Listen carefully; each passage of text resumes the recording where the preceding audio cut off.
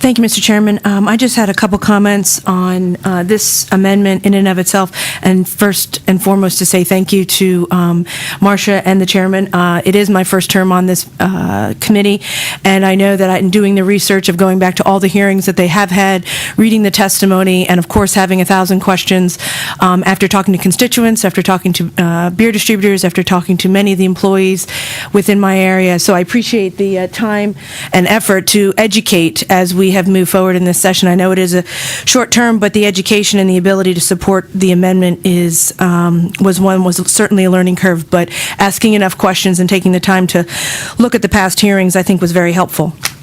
I have talked to a number of people, and change is never easy as we move through this.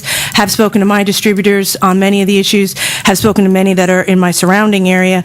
Also had a similar experience that was just mentioned, in the sense that one distributor is looking forward to expanding into the other areas, but the ability for us to make a fair change moving into this industry, I think, is what majority of my constituents want. They want to see the access, they want to see the ability for them to be the consumer and make the choices themselves, and not have state government make those choices for them. As we move through this, again, I think there'll be a lot of changes as we move through even just the text of this on the floor as well as in the Senate, but I look forward to the debate, because we certainly need to answer questions as people call in.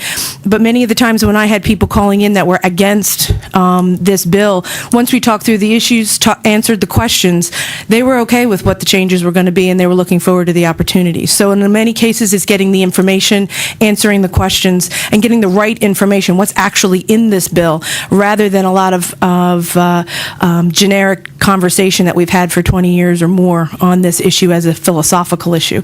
But I think if we stick to the facts, we will have an honest debate and be able to come up with something that's fair. Thank you.